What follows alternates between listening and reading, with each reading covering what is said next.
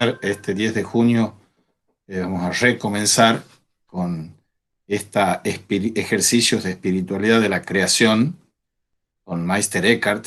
Vamos a después a pasar a otros ejercicios eckartianos, pero ahora estamos en siguiendo el libro de Meditando con Meister Eckhart, son los textos de Eckhart. Ahora comenzamos con unos minutitos de recogimiento y nos lanzamos a la aventura.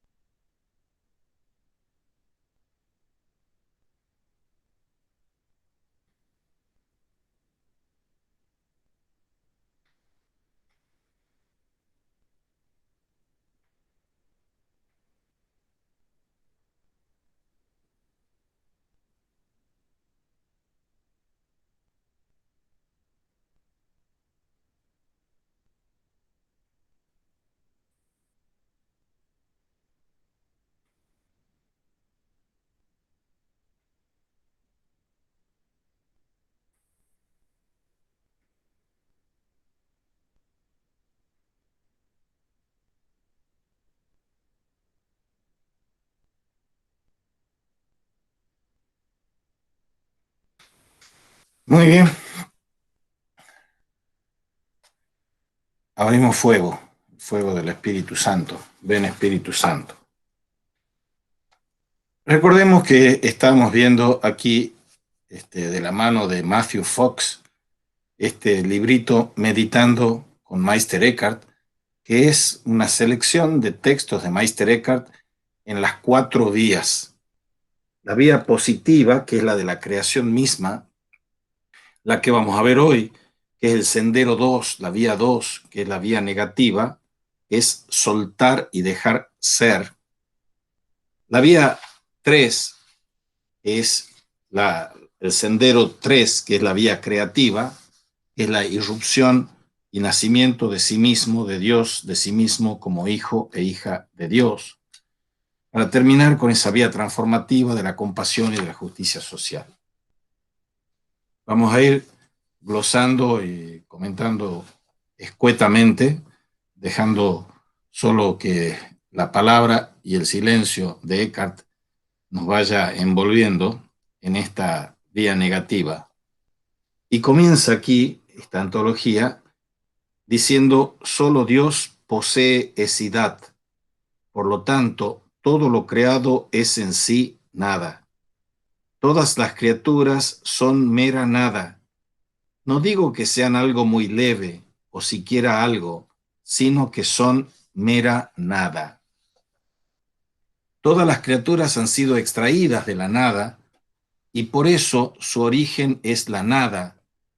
El universo entero, comparado con Dios, es nada. El ser y la nada. Todos los temas que están aquerenciados en el corazón de la metafísica, en su gloria y en su miseria, están condensados aquí. Y en el primer verso, en el primer renglón, nos dice: solo Dios posee esidad, y que es una buena traducción de una imposible traducción, porque la eseidad del latín es el sustantivar, hipostasiar, el esse, es el acto de ser. Solo Dios es, se podría decir, en un castellano menos atormentado. Pero solo Dios posee esidad, le da la connotación especulativa, del más especulativo de los místicos, que es Eckhart.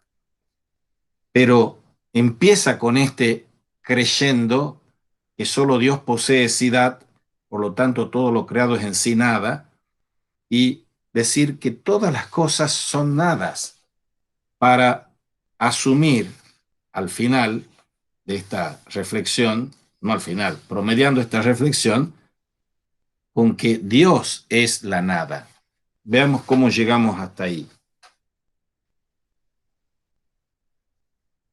Si todas las criaturas han sido extraídas de la nada, esta es la discusión y la cuestión que está batiendo desde la sesión anterior, con toda razón Cholita, esa creatio ex nihilo, que es una cuestión teológica.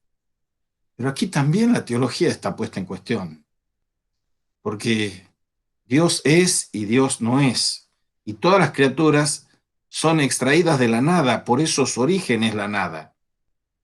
Pero veamos con un ejemplo concreto, que es el que pone él. El color de una pared depende de la pared. Del mismo modo, la esidad de las criaturas depende del amor de Dios. Saca el color de la pared y el color va a dejar de existir. Así también, todas las criaturas dejarían de existir si se las separara del amor que Dios es.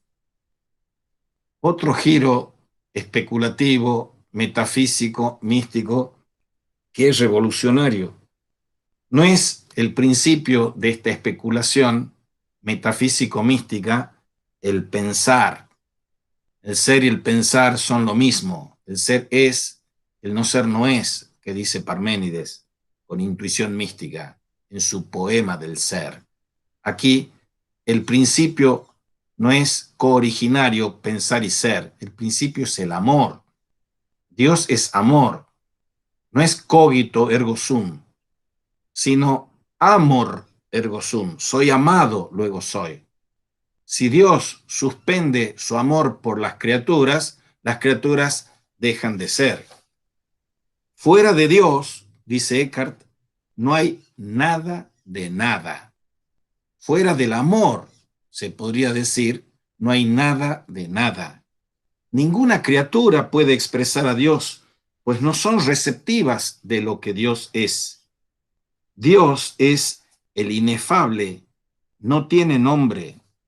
El divino es la negación de las negaciones, es la anulación de las anulaciones. Dios es nada, ninguna cosa. Dios es la nada. Y sin embargo, Dios es algo. Dios es la nada y sin embargo es algo. Algo, en latín se dice aliquid. Aliquid es un trascendental. Un trascendental es un modo íntimo del ser. Las cosas que son, en tanto que son una, verdadera, buena, bella, algo, cosa. Las cosas son algo. Y acá nos dice, Dios es nada y sin embargo Dios es algo. Dios no es ni esta cosa ni aquella cosa que podamos expresar. Dios es un ser más allá de todo ser. Dios es un ser sin existencia. Y ahí ha introducido el más allá del ser, que retomará hiperusía, que está en Platón, gran místico y gran filósofo. Más allá del ser y de la nada. Dios está más allá del ser y de la nada. Pero dice, no es ni esta cosa ni aquella cosa que podamos expresar. Willy Jäger, en una parte de La ola es el mar, cita a San Juan de la Cruz y cita con pocas palabras, nada, coma, nada, ni esto ni aquello. Eso es San Juan de la Cruz, eso es Eckhart, eso es la mística, nada, nada, ni esto ni aquello. Y esto lo lleva, en esta antología de Eckhart, a afirmar verdaderamente Dios es un Dios oculto, Dieu caché, el Dios está oculto, el Deus absconditus, el Dios escondido. Verdaderamente Dios es un Dios oculto. Todos los nombres que el alma le da a Dios los recibe de su autoconocimiento. Pero el fundamento del alma es oscuro. El inefable no tiene nombre. El Dios desnudo no tiene nombre y es la negación de todos los nombres y nunca ha sido nombrado y así sigue siendo un Dios verdaderamente oculto. La oscuridad de Dios es una oscuridad supraesencial, hiperusía de nuevo.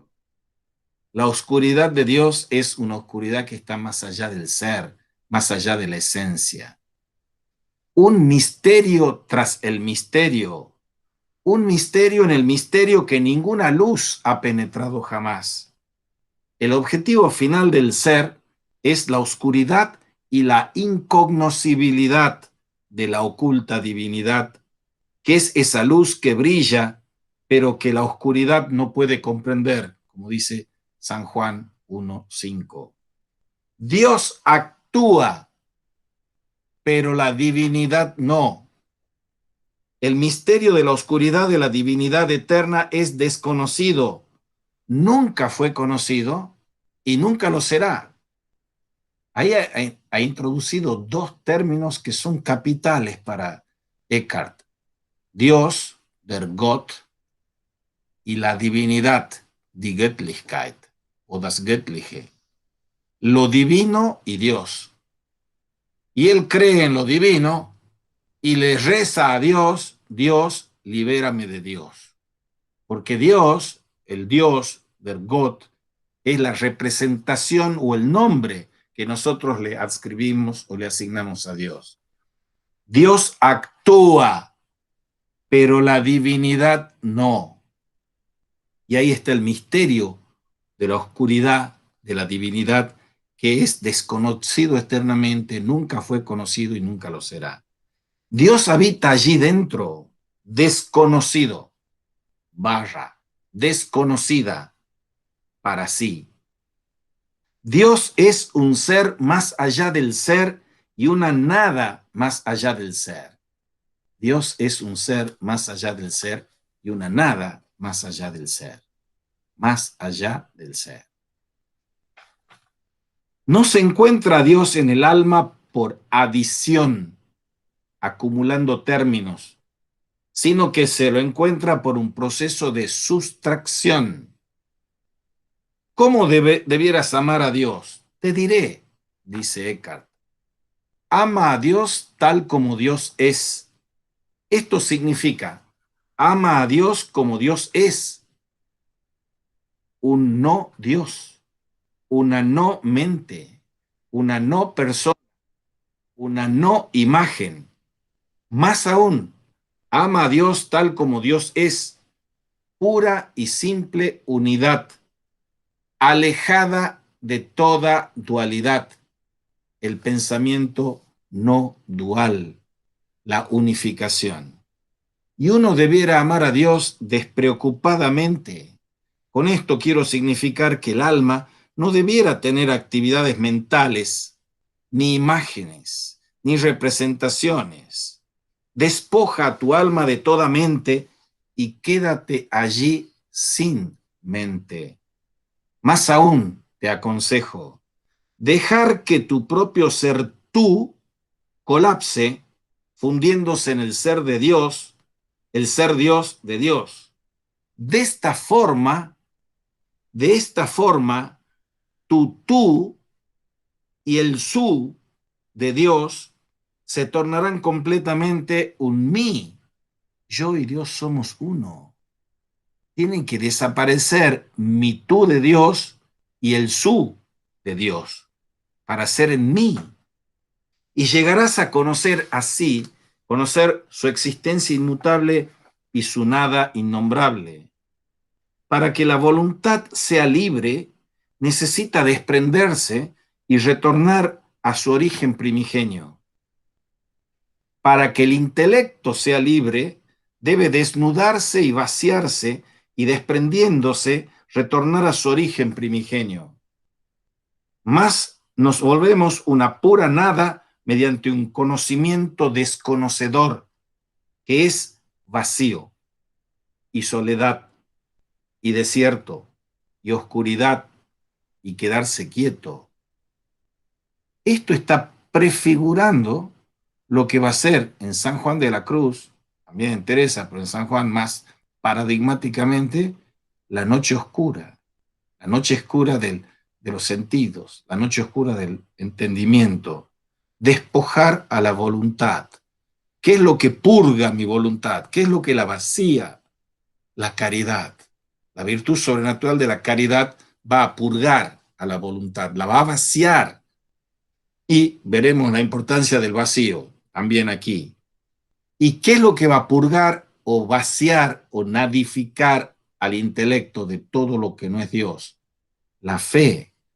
La fe, el amor y la esperanza, las tres virtudes sobrenaturales, son las que van a purgar a las tres potencias espirituales en el esquema agustiniano o de la antropología tripartita.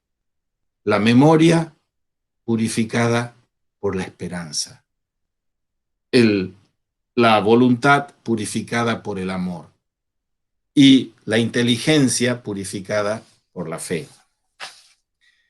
Piensa en el alma como un vórtice o un remolino y comprenderás cómo debemos colapsar eternamente de negación en negación hasta lo uno. Olvidarse de sí mismo, olvidarse del yo, colapsar, hacer colapsar el yo de negación en negación. ¿Y cómo debemos colapsar eternamente de desapego en desapego hasta Dios? Ejercicios de desapego. Haremos después de estos ejercicios de espiritualidad de la creación.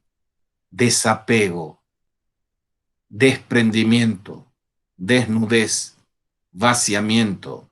Son todos una familia de palabras que entran en esta espiritualidad de la creación. Ruego a Dios que me libere de Dios, dice Eckhart. Ruego a Dios que me libere de Dios. Lo más elevado y excelso de lo que uno puede desprenderse de Dios por amor a Dios. Repito, lo más elevado y excelso de lo que uno puede desprenderse es desprenderse de Dios por amor a Dios. Y no sé quién me preguntaba de la teología del porno. Era Sergio Lizárraga. Aquí viene la cuestión del exitus reditus, de cuño neoplatónico, cuando dice, la salida de Dios es su entrada. Nosotros salimos a pasear afuera de Dios porque estamos en Dios y retornamos a la casa del Padre, retornamos al corazón de nosotros mismos. Y cuanto más busques a Dios, menos lo encontrarás. Si no buscas a Dios, encontrarás a Dios. Dios no exige nada de ti, salvo que te dejes ir y dejes a Dios ser Dios en ti. Eckhart continúa esta meditación diciendo que tenemos que estar preparados en todo momento para los regalos de Dios y estar siempre listos para los nuevos, pues Dios está 1000 veces más dispuesto a dar que nosotros a recibir. Así como Dios es omnipotente en sus acciones, así también el alma es igualmente profunda en su capacidad de recibir. Allí donde cesa el aferrarse a las cosas, acuérdense del aferrarse, agarrar, concebir, comprender, prensa, garra. Allí donde cesa el aferrarse a las cosas, es donde Dios comienza a ser. Si neutralizamos esa pulsión, esa compulsión a poseer lo que amamos, en realidad no amamos nada cuando poseemos. Tenemos que dejar ser, tenemos que soltar, dejar ir. Donde cesa el aferrarse a las cosas es donde Dios comienza a ser. Si un barril debe contener vino, debes primero extraer el agua. El barril debe estar desnudo y vacío. Nosotros somos ese barril y tenemos que vaciarnos, tenemos que desnudarnos, tenemos que desapropiarnos, tenemos que desprendernos de todo lo que no es Dios para que Dios entre en nosotros. Por lo tanto, si deseas recibir a Dios y a la alegría divina, abandona primero tu aferrarte a las cosas. Todo lo que está destinado a recibir debería estar vacío. Y es un engaño pensar que podemos obtener más de Dios por contemplación, por devociones piadosas o por retiros religiosos, estando a la vera del fuego o trabajando en el establo. Esto tiene que ver con lo que veremos un poquito después, cuando terminemos esta vía, con la espiritualidad de las beguinas. Esto es lo que le valió todas las réplicas de los profesores y doctores de teología, inquisidores, porque estaba diciendo, no es lo exterior lo que cuenta, pero ya lo dice Jesús, lo que cuenta es el interior. Entonces yo no voy a estar más cerca de Dios por la contemplación, por las devociones piadosas o por los retiros religiosos. No, no estoy más cerca de Dios ahí, que es cuando estoy a la vera del fuego o trabajando en el establo, en la vida cotidiana. Si la mística no se vive en la cotidianidad, no se vive en ninguna instancia distinta. Pues a la persona que ha aprendido a soltar y dejar ser, ya ninguna cosa creada puede estorbarla. Más bien, todas las cosas creadas te señalan hacia Dios, hacia un nuevo nacimiento y hacia ver el mundo tal como Dios lo ve, transparente. Por lo tanto, todas las cosas se tornan nada, sino Dios, se tornan Dios. Y aprendemos a conocer con el conocimiento de Dios y a vivir con el amor de Dios. El conocimiento transformado que es un no saber. Es la vía del conocimiento transparente. Es la vía de la no autoconciencia. En el primer ejercicio de unificación veíamos la nube del no saber, que también es del siglo XIV, de un autor inglés anónimo. Es esto, que está espejando en el siglo XIV, 900 años después, lo que ya ha echado a rodar Dionisio Areopagita. Pero acá, muy germánicamente y metafísicamente, pone una palabrita, una palabreja, que es la palabrita autoconciencia. Autoconciencia, Selbstbewusstsein. Esa es una de las palabras mágicas del léxico filosófico del señor Jorge Guillermo Federico Hegel, porque yo parto de la conciencia sensible, en el medio, dialécticamente desplegándose, está la autoconciencia, y la consumación es la razón, que es el espíritu. Y aquí nos dice, es un no saber, porque aquello, lo de Hegel, es la odisea del espíritu absoluto, conociéndose a sí mismo, siendo consciente de sí mismo, siendo autoconsciente.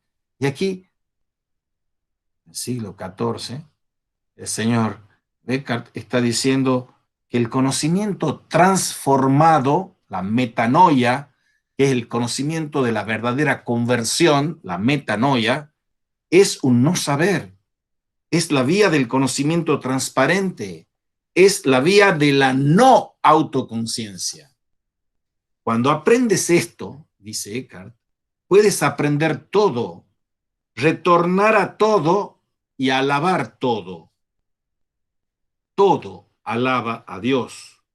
La oscuridad, las privaciones, los defectos y también el mal alaban y bendicen a Dios. ¡Qué temeridad! Poner el mal dentro de las cosas que alaban a Dios. Todos los ríos van al mar y el mar nunca se llena. Sin embargo, los ríos siguen yendo hacia su objetivo. Coelet 1:7. Y todas las criaturas fluyen y retornan a su fuente. El conocimiento transformado y el amor levantan, conducen y traen al alma de vuelta a la primera fuente de lo uno, el creador de todo en el cielo y en la tierra. Lo uno, el creador. Y todo lo creado fluye hacia afuera, permaneciendo dentro.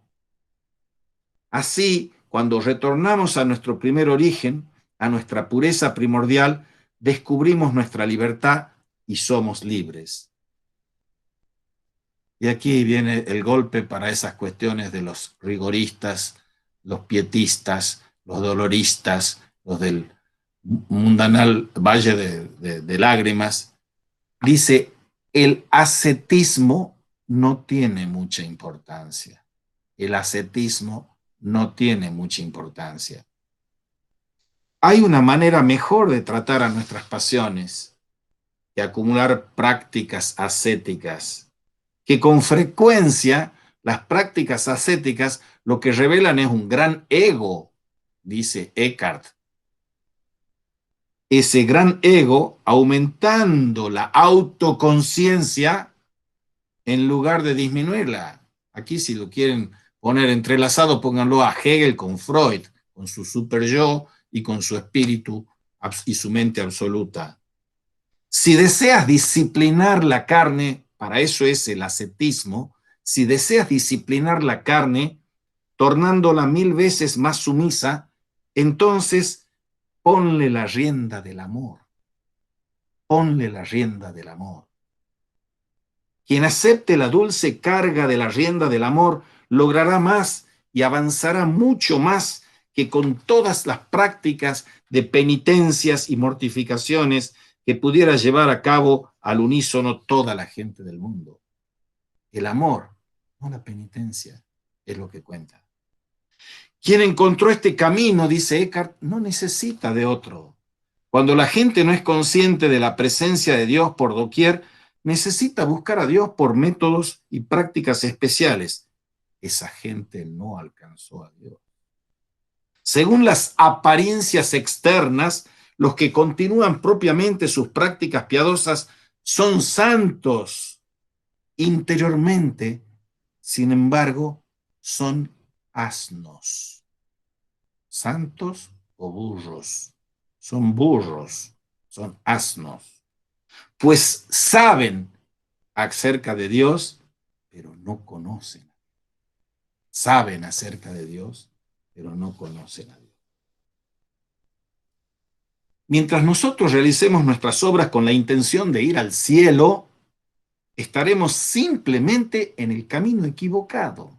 Yo me porto bien porque quiero ir al cielo. Estás equivocado. Equivocado significa tener un camino errado. Y hasta que no aprendamos a trabajar sin un porqué o un para qué, no habremos aprendido a trabajar ni a vivir ni por qué. Alguna gente, lo juro, quieren amar a Dios del mismo modo como aman a una vaca. La aman por su leche, por su queso y por el beneficio que pueden sacar de ella. Los que aman a Dios por la riqueza externa o por el consuelo interno operan según el mismo principio. No están amando a Dios correctamente, están amando meramente su propio beneficio. Un Ave María, pronunciado con sinceridad, es más poderoso y mejor que un millar pronunciados mecánicamente, pues el corazón no se torna puro mediante la oración, sino más bien la oración se torna pura por medio de un corazón puro. Cuando uno ha aprendido a soltar y a dejar ser, entonces uno o una está bien dispuesto y se encuentra siempre en el lugar correcto, tanto en la sociedad como a solas. Pero si uno o una tiene una actitud incorrecta, estará siempre en el lugar incorrecto, ya sea dentro o fuera de la sociedad. Ahora bien, quien tiene la disposición correcta tiene a Dios consigo, actualizado de hecho en todos lados, tanto en la calle, en el medio de la multitud, como en la iglesia, en el desierto o en la celda monástica. Todos los caminos conducen a Dios, pero Dios está en todos ellos por igual para la persona que sabe con saber transformado. Lo mejor es tomar a Dios y disfrutarlo, de cualquier modo, en cualquier cosa, y no tener que ejercitarse y andar a la casa de tu propia manera especial. Toda mi vida, esa ha sido mi alegría. Yo quisiera en la segunda parte de esta hora volver sobre lo que hemos hablado un poquito antes, sobre el tema de la relación que tiene Eckhart con el movimiento de las beguinas. Después vamos a seguir, el viernes vamos a seguir con la tercera vía, pero me parece de una riqueza inmensa y muy pertinente sumergirnos en la cuestión de las beguinas.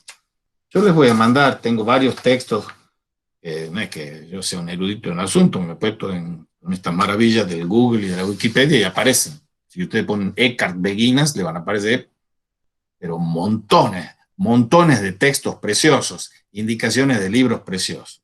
Van a la Wikipedia y ponen Beguinas.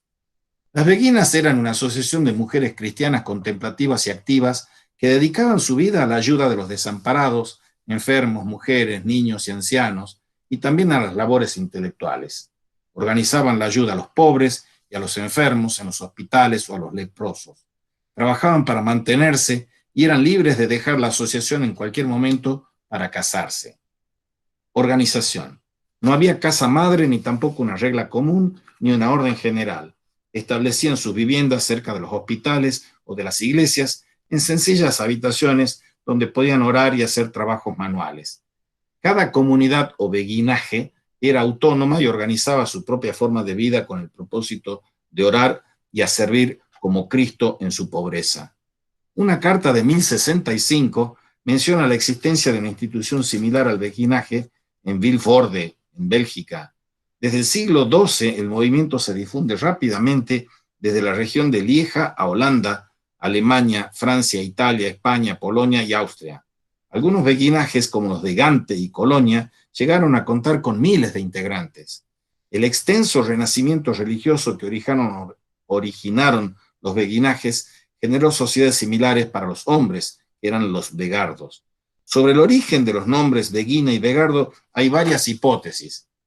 Por Lambert de Levegué, sacerdote de Lieja, quien había fundado la asociación, fue crítico de las costumbres del clero, traductor de los Hechos de los Apóstoles y las epístolas de Pablo, autor de Antigrafum Petri, acusado de herejía, murió en 1180, después de haber fundado una iglesia y claustro para viudas y huérfanos de los cruzados en su pueblo nativo. El apelativo Lévêque significa en francés el tartamudo. Otra hipótesis es que deriva de begen, en flamenco antiguo, con el sentido de pedir, pedir al orar, o tal vez peyorativamente, a pesar que en realidad nunca fueron mendicantes. La tercera hipótesis es por Vega, santo patrón de Nivelles, donde según la dudosa tradición se estableció el primer beguinaje. Y la cuarta es por el hábito del color beige, de lana burda, parecido al de los humillados de Italia. Hay una prolífica literatura sobre las beguinas. La beguina mística más famosa es sin duda Hadewig de Amberes, Hadewich. Pongan para buscar una película que se ha hecho sobre Hadewig. Espeluznante, hermosa, necesaria. Hadewig de Amberes, hacia 1240. Autora de varias obras en poesía y en prosa. Y tiene una que se llama Amar el amor, que es la más importante. Y dice allí: al noble amor me he dado por completo, pierda o gane, todo es suyo en cualquier caso. ¿Qué me ha sucedido? Que ya no estoy en mí. Sorbió la sustancia de mi mente, mas su naturaleza me asegura que las penas de amor son un tesoro. En Alemania aparece como cumbre de la mística del amor esta beguina de Matilde de Magdeburgo, que nace en 1207 y muere en 1282, y tiene un escrito que titula La luz que fluye de la divinidad. Mal vista por la jerarquía eclesiástica, tiene que buscar refugio en el convento de Helfta. Todas las jerarquías eclesiásticas las sospechaban de herejes y de brujas a estas beguinas porque no querían entrar en una orden regular establecida, de las dominicas o de las que fuese. Como escritora, las beguinas encontraron el obstáculo de ser laicas y mujeres, pero alegaron el mandato de la inspiración divina. En este sentido, las beguinas rivalizaron con el poder eclesiástico y patriarcal al considerar la experiencia religiosa como una relación inmediata con Dios, que ellas podían expresar con voz propia sin tener que recurrir a la interpretación eclesiástica de la palabra divina. Y después cita unas cuantas beguinas famosas. Quizás una de las más famosas es la benemérita Marguerite de la Porette, que escribió y transcribió y puso en palabras por escrito de las lenguas vulgares también a Meister Eckhart. Y después de ser quemada, Meister Eckhart salió por la parada de Margarita con sutileza para que no lo quemen también a él, pero claramente está, como vamos a ver en otro texto que se los voy a mandar, la espiritualidad de Eckhart en una segunda etapa está como impregnada de las beguinas Marguerite Porete, autora del Espejo de las Almas Simples. Y allí dice, en un texto de ese texto, teólogos y otros clérigos, no tendréis el entendimiento, por claro que sea vuestro ingenio, a no ser que procedáis humildemente, y que amor y fe juntas os hagan superar la razón, pues son ellas las damas de la casa. Y después viene el proceso de decadencia de las beguinas. La condena de Marguerite fortaleció a los enemigos de las beguinas y a instancia del Papa Clemente V, en 1312 el concilio no de Viena, sino de Vienne, de corta INNE, las condenó y decretó que su modo de vida debe ser prohibido definitivamente y excluido de la Iglesia. En 1321, Juan XXII mitigó esta sentencia y permitió que las beguinas continuaran con su estilo de vida, que ya habían enmendado sus formas. Y como dijo Cholita la vez pasada, la última beguina murió en Bélgica en el año 2013. La última beguina del mundo, el 14 de abril de 2013, muere en Kortrijk, Bélgica, la hermana Marcela Patin, a los 92 años. Era la última representante de este movimiento religioso surgido en la Edad Media. Había nacido en el Congo belga en 1920 y era ciega. Estudió en la Escuela de Ciegos de Bruselas y a los 20 años intentó ingresar en un convento, pero ningún convento la aceptaba. Le acogieron las beguinas de Sint-Amadensberg, en Gante, una comunidad de 260 mujeres.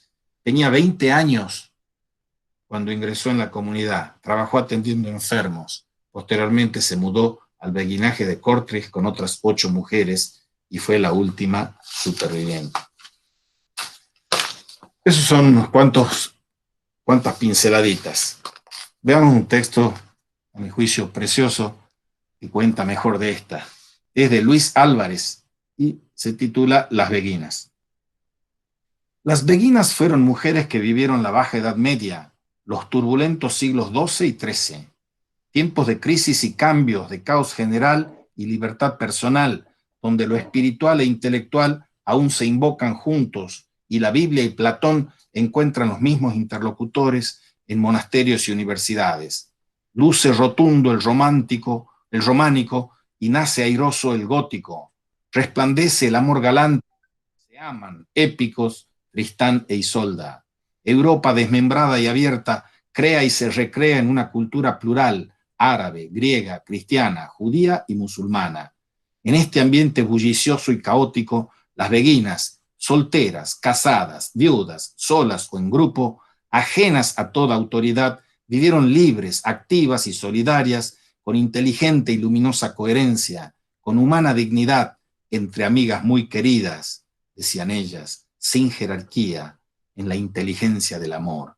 Dedicaron su vida tanto a la defensa de los desamparados, mujeres, niños, ancianos, como a una brillante labor intelectual que ahora empieza a ser conocida, aunque ya en su tiempo mereciera la atención del Papa Clemente V en el Concilio de Vienne al decretar que su modo de vida debe ser prohibido definitivamente y excluido de la Iglesia de Dios. No resultaría fácil. El movimiento de estas mujeres se había extendido por Cataluña, Francia, Holanda, Renania, Baviera. Serán vistas como maestras de vida y causarán la admiración y el asombro de sus contemporáneos. En las discusiones teológicas con ellas, Virgilio aparece con similar frecuencia que los padres de la Iglesia. Anotarán sus interlocutores este dato. Quizás por ello, por su erudición, despertarán el recelo del poder de una Iglesia beligerante y cruel en su lucha por lograr el monopolio de lo divino y, desgraciadamente, también de lo humano. Se les reprochará vivir fuera de la Iglesia, vivir juntas, sus ropas, sus oficios, elegir a sus maestras, incluso elegir el nombre de Marta, muy utilizado por ellas para reconciliar simbólicamente las dignidades bíblicas de Marta y María, o sea, acción y contemplación, algo condenado por el discurso eclesiástico. Todo va a servir para acusarlas y condenarlas. No solo a ellas, les acompañarán en la aniquilación los caballeros templarios, los vegardos y los cátaros, cristianos de bondad militante, el místico maestro Eckhart, las hermanas y hermanos del libre espíritu, y todos aquellos que se salgan del obligado y estrecho sendero eclesial. En 1236, Aledis, poeta mística, fue quemada viva en Cambrai, acusada de herejía. Herejes todos. La tortura en los procesos fue permitida en 1252 por el Papa Inocencio IV y por tanto reos de muerte o reas de muerte. La implacable abolición de tanta creatividad e iniciativa es una de las catástrofes que marcan el fin de la rica cultura medieval. 3 siglos más tarde, la visión de la mujer austera, sometida al marido, la esposa, entre comillas, modelo ideal de orden, sumisión y trabajo, estará totalmente asentada. Cualquier otra opción calificará peligrosamente a la mujer como bruja. La gran cultura de las beguinas hará de ellas madre de lenguas europeas. Beatriz de Nazaret, en los 7 grados del amor. Matilde de Magdeburgo, la luz resplandeciente de la divinidad, madre de la lengua alemana. Margarita Poret, espejo de las almas simples y anonadadas, creadora de la lengua francesa, mística radical, declarada herética y quemada por la Inquisición en 1310. O Hadewig de Amberes, madre de la lengua flamenca, que en sus visiones describe y elabora no una teoría del amor, sino un arte de amar, donde amor y deseo emprenderán la embelesada, radical defensa del amor apasionado, de la ebriedad amorosa, enseñando el deseable sentido de lo real y el camino para alcanzarlo. En lo más profundo de su sabiduría aprenderás lo que es Él, y qué maravillosa suavidad es para los amantes habitar en el otro. Uno disfruta del otro y se lo come, y se lo bebe y lo engulle enteramente, dice Hadewig de Amberes en su carta número 11. Se lo come, lo bebe, lo engulle enteramente. Su amplia y generosa disponibilidad hacia el mundo, su libre y amorosa manera de interpretarlo, sin escisión entre lo físico y lo espiritual, como un hombre, novedosa en su tiempo, se comprende aún mejor en este nuevo milenio nuestro. Todos queremos ser Dios con Dios, pero pocos quieren ser hombre con su humanidad y llevar su cruz. Han pasado 7 siglos de plumbeo silencio sobre estas mujeres, las beguinas, pero el símbolo que tanto utilizaron, el ave fénix, alquímico por excelencia, quizás funcione todavía y la magia que lo precede logre su resurgir del ceniciento olvido a que fueron condenadas. De momento, y gracias a una mujer, busquen en Mercado Libre, busquen en Google, la mujer se llama María Tabullo, la editorial se llama Trota. Se puede reconocer y recuperar la ardorosa finura y penetración de este lenguaje del deseo, creador de hermosos plumajes, su risueña sensibilidad a la hora de buscar el cielo aquí y ahora, en la tierra, una forma de ser y estar en este valle de lágrimas que es el mundo donde lo natural y lo sobrenatural no suelen estar tan bien avenidos como para que pueda entenderse divinamente, con sencillez, la prédica de Hadewig de Amberes. Amad el amor. Y ella lo decía así: al noble amor me he dado por completo, pierda o gane, todo es suyo en cualquier caso. ¿Qué me ha sucedido? Que ya no estoy en mí. Sorbió la sustancia de mi mente, mas su naturaleza me asegura que las penas del amor son un tesoro. Y para que no me tiren cascotes de hastío, voy a terminar con las reflexiones de un escrito que se llama Eckhart y la espiritualidad de las beguinas, solo para mencionar desde el punto de vista doctrinal el paralelismo y el encuentro entre Marguerite de Porete y Meister Eckhart. La hipótesis de este trabajo se puede enunciar de la siguiente manera. Dice: la mística especulativa de Eckhart sobre todo la expuesta en sus sermones en lengua alemana popular, tiene la intención de corregir los errores de la espiritualidad de las beguinas. Él, que ya las beguinas traían el bagaje de que eran carne de hoguera, él sabe hacer una acogida teológica de la concepción de las beguinas para que no las manden a la hoguera. Entonces, en lo que se refiere esa espiritualidad beguinas, enmendarla, primero por el abandono o renuncia al yo. Eso es la pobreza del espíritu. Majo me preguntaba dónde se puede leer. Uno de los trataditos que vamos a leer es la pobreza del espíritu, unos centrales, que va a aparecer todo esto que voy a mencionar ahora. La pobreza del espíritu. 2, la unidad del hombre con Dios, el amor a Dios. Yo y Dios somos uno. Y 3, la perfección humana, que es la divinización del hombre. Lo primero que salta a la vista para quien lea la obra de Marguerite de Porete y la de Eckhart, posterior a 1312, son los parecidos en las afirmaciones de ambos, comenzando con la intención de la obra, la unidad del hombre con Dios, pasando por la crítica a la razón discursiva para poder conocer a Dios, por la teología negativa, más la forma de concebir la pobreza espiritual y la libertad del hombre, que es la Abgeschiedenheit en Eckhart, incluso algunas de las formas de expresión como abandono o renuncia del yo. Abandono total del alma, renuncia a la voluntad, renuncia a la sabiduría, renuncia a la posesión. El mejor libro para analizar la controversia entre Eckhart y la espiritualidad beguina, especialmente la de Marguerite de Porete, es el Liber Benedictus de 1313, porque se conservan testimonios de beguinas sobre el efecto que esta obra ejerció sobre ellas. Está el testimonio del libro de las hermanas de Katharinenthal, escrito por Ana de Ramsbach. Analicemos las ideas de Margarita y de Eckhart más detalladamente. Uno de los temas principales de Margarita es el alma adnilata, adnil, anihilada, hecha nada, una kenosis del alma.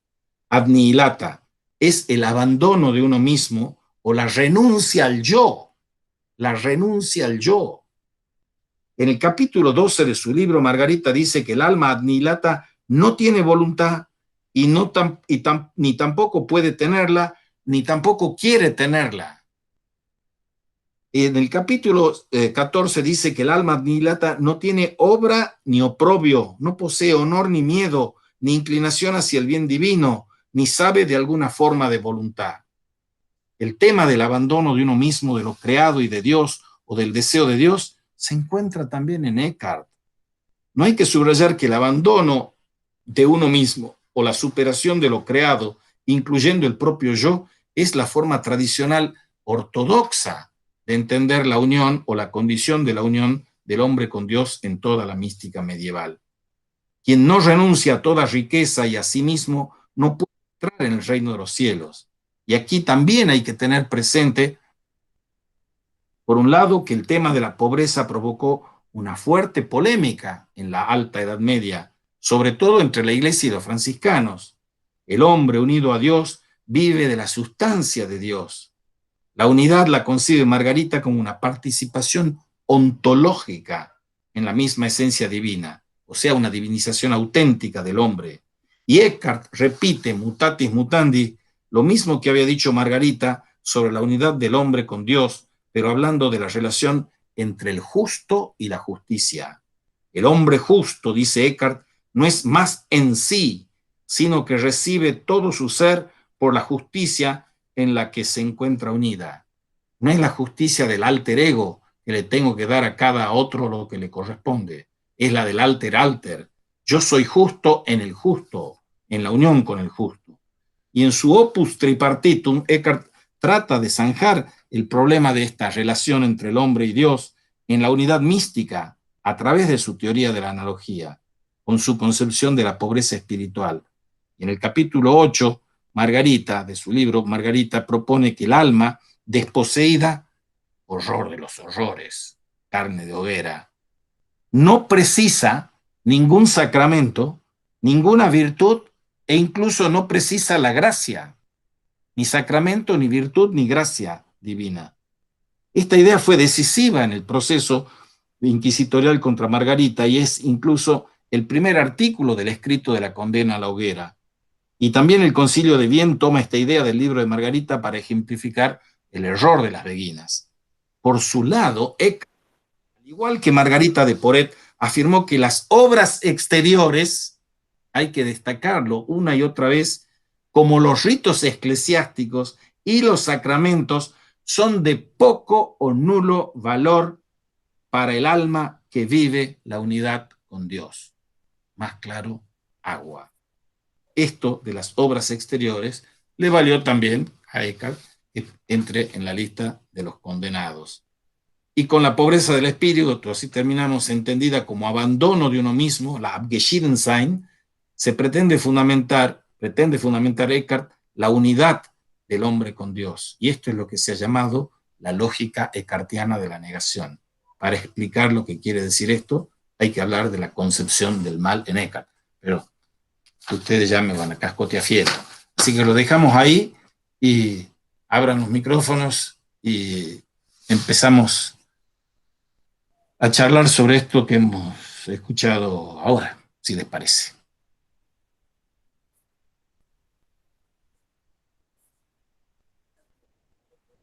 ¿No? Han quedado ni la... Profe, Sí, diga, tengo una pregunta, una diga, preguntita. diga. Este, el movimiento este de las beguinas es contemporáneo, pero a la vez surge, digamos, sin ninguna influencia del maestro Eckhart, Sí, o muy anterior a Eckhart. son anteriores. Sí. Lo que pasa que la más brillante, una de las más brillantes, que es Marguerite de Porret, ella sí es contemporánea a Eckhart. Y Eckhart está como de director espiritual, asistiéndolas, acompañándolas, y sabe quiénes son las beguinas. Y entonces Claro. él está viendo lo que le está pasando, le está por pasar a ellas, y entonces sale por la parada de las beguinas, tratando de darle un marco teológico que fundamente la espiritualidad de las beguinas y que no vayan a la hoguera. Bien, Pero ya venían desde el siglo XI, venían. Esto estamos en el siglo XII, ya tienen 200 y pico años de existencia histórica. bien. Y se ha ido la Mary Ho, que era la que estaba ahí muy interesada con las beguinas.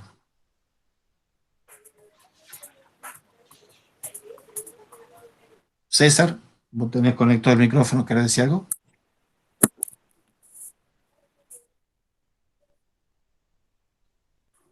¿No? Bueno, si no hay para más, entonces lo dejamos para el día viernes, para seguir con la tercera vía, si les parece. Muy bien, muchas gracias. Hasta luego. Bueno, profe, muchas gracias. Chao. Vemos.